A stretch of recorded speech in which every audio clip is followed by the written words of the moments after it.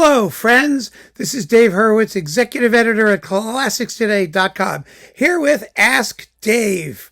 And a viewer writes a very, very interesting question. He said he's new to classical music, and he had this conundrum.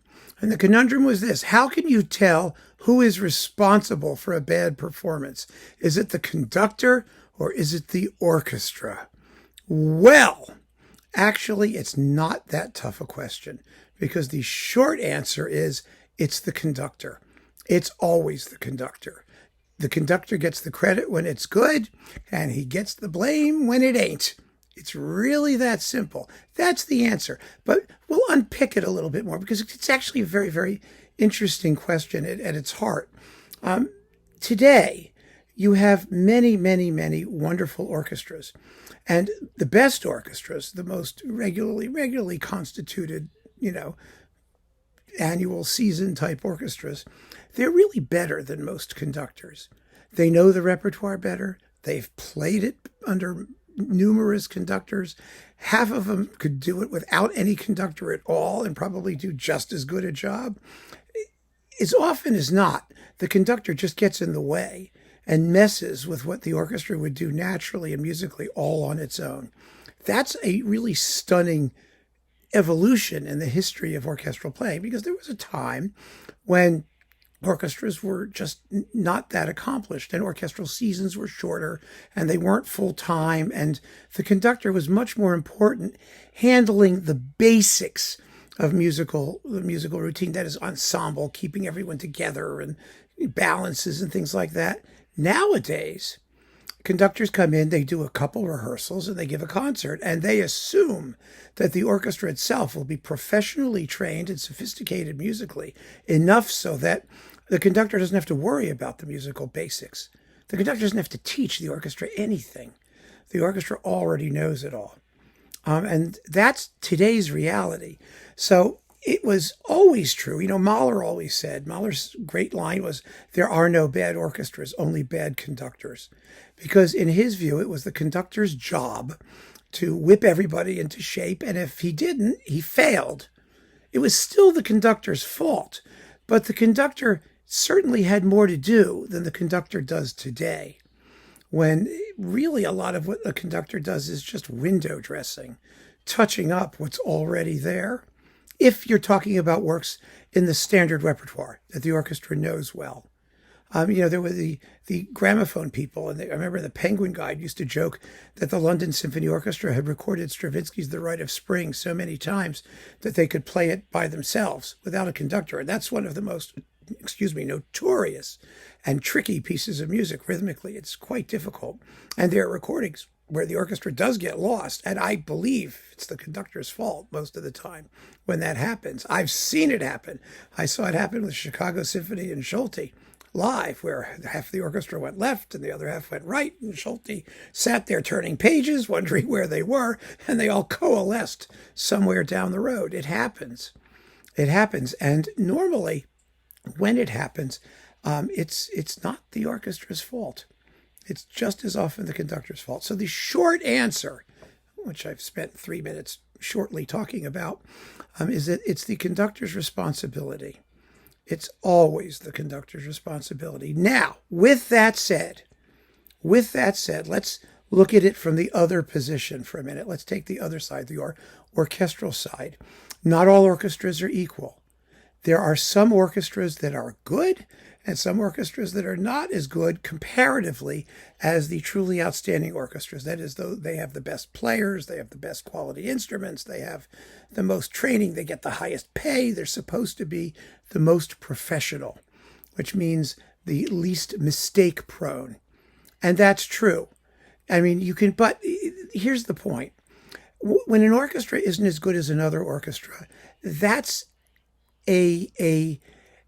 what's the word? It's an inherent quality. There's nothing you can do about it. It's like saying a Chevy Cavalier isn't as good as a Mercedes. That's true. Objectively, it doesn't have as many bells and whistles. It's a compact car. It's inexpensive. It doesn't, the other thing is deluxe, and you get your Wi-Fi and stuff and all kinds of, options and extras and plush leather seats, fine Corinthian leather and, all that junk. And you spend 4 times as much. And so you get what you pay for. However, they're both vehicles. They will both get you from point A to point B. They might get you from point A to point B extremely well and comfortably. And you may not really notice the difference because you may not want to use all those extra bells and whistles. My point is that an orchestra of second-tier players may not ever sound as good as an orchestra with first-tier players on any given day. But it's just as true that on any given day, that orchestra with second-tier players under a great conductor can deliver a better performance than that first-tier orchestra if they're just coasting along on autopilot and the conductor is a doofus. You don't want a doofus. Some of the best performances and recordings have been given with orchestras that are second-tier orchestras or third-tier orchestras or provincial orchestras, but they just play the daylights out of a piece if they're really fired up because the talent is there. It's there, all just like in the 2 cars. The engine is there. The internal combustion engine is there. The way the blinkers work, the brakes work, all the main things work. And they work equally, really, in both cases. So there is the question of aesthetic preference. You may say, oh, I love the sound of this orchestra. I love the woodwinds of the Amsterdam Concertgebouw. I love the strings of the Berlin Philharmonic. They're incomparable. You could say all those things. But take any given piece on any given night, and if you have a great conductor, it doesn't matter what orchestra he's conducting, you're going to get a great performance. And the orchestra will do it because he'll tell them to do it. He'll make them do it. The orchestras will not be equal. But that doesn't mean that you're getting a bad performance because the orchestras are not equal in terms of their overall musical ability. So that's something that you really need to consider as well when you think about that. When you hear a great performance of something, generally speaking, you're not going to care who the orchestra is. You're going to care who the conductor is. And whatever sounds you hear, like I said, they fall at the feet of the conductor. Remember, the conductor gets all the applause. He makes the orchestra stand up, but they're behind him. He gets the credit, so he gets the blame. Never forget that. 9 times out of 10, as I said, and I'll repeat it one last time, it's the conductor who is responsible for badness, not the orchestra. Almost never the orchestra. I will close with one story, though, because it's actually very interesting as sort of a case study. I saw a performance at Carnegie Hall of Mahler's Ninth featuring Bernard Haitink and the Boston Symphony. Now, that same season, I think, or one before, after, he did a live concert version of Péléas and Mélisande by Debussy. It was gorgeous, absolutely gorgeous, and beautifully shaped, and you could really tell that he had something to say in the music, which he never recorded, actually. The Mahler Ninth, he recorded a few times. It was a dreadful performance, and the orchestra was paying absolutely no attention to him whatsoever. I don't think they even looked up, because I'm watching, I'm trying to see, and he's there waving his hands, and the orchestra is just doing what it's doing. It was a little bit shocking, to be honest, because he obviously, something had happened. I wasn't there, I can't say, but something must have happened in rehearsal. He must have really pissed him off because they had made a corporate decision that they were going to play the Mahler Ninth, and they did. It was professional. All the notes were in place, but it was as dead as it was a corpse of a performance. It had no character or interpretive nuance whatsoever. They were just playing the notes, and no matter what he did, and he looked miserable while he was doing it, he could not get them to do anything interesting. I don't know if he had anything interesting in him. I don't know.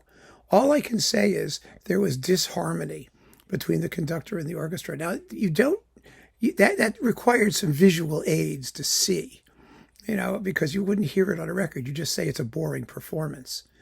You wouldn't notice. There was real mutual antagonism there.